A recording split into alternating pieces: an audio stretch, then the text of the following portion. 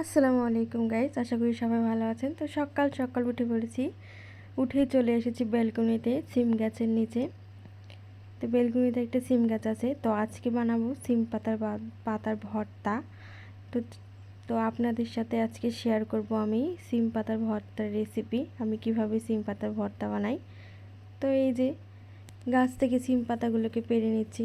তো আমার মামি শাশুড়ি সিম পাতাগুলো ছেড়ে নিচ্ছে। সিম পাতাগুলো একটু কচি পাতাগুলো নিব। তো এই যে আমার দেবরকে উঠিয়ে দিয়েছি বেলকুনির গ্রিলের উপরে সিম পাতা ওঠানোর জন্যে।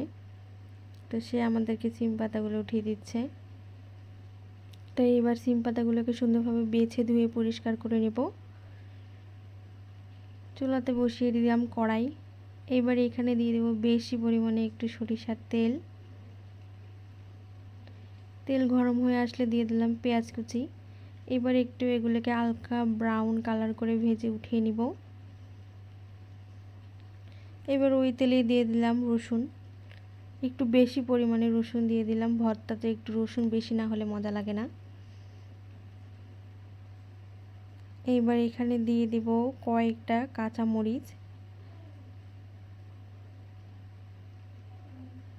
এই কাঁচা মরিচগুলো যে এত ঝাল, অনেক ঝাল, তো বেশি দিলাম না, কয়েকটা দিলাম। দিয়ে দিলাম সামান্য পরিমাণে নুন। এইবার এখানে আমি কুচো করে রাখা আলুগুলো দিয়ে দিলাম।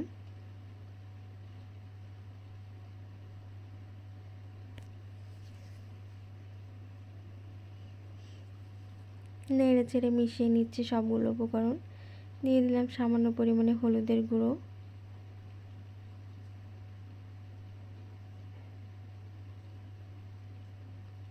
এইবার এখানে আমি পরিষ্কার করে ধুয়ে রাখা সিম পাতাগুলো দিয়ে দিচ্ছি। দিয়ে ভালোভাবে সবগুলো উপকরণ নেড়ে চেড়ে মিশিয়ে নেব।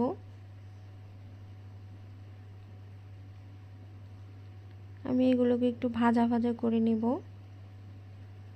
পানিগুলোকে একটু শুকিয়ে নেব। তো এই যে সুন্দর মতো ভাজা ভাজা করা কমপ্লিট। এবার দিয়ে দিলাম বেশি পরিমাণে কালো জিরা। এইবার এগুলো ভালোভাবে সেদ্ধ হওয়ার জন্য পানি অ্যাড করব। তো এই যে দিয়ে দিচ্ছি পরিমাণ মতো পানি। এবার সেদ্ধ করে নেব। তো দেখুন কি সুন্দরভাবে সেদ্ধ হয়ে গেছে, সুন্দর শুকনো হয়ে গেছে, পানিগুলো সব শুকিয়ে গেছে।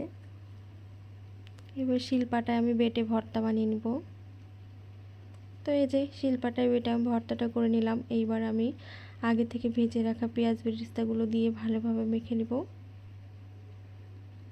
তো কে কে সিম পাতার ভর্তা ট্রাই করেছেন কমেন্ট করে জানাবেন। আর যারা যারা ট্রাই করেননি তারা আমার মতো করে সিম পাতার ভর্তা ট্রাই করবেন।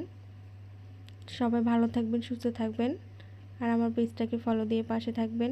আল্লাহ হাফেজ।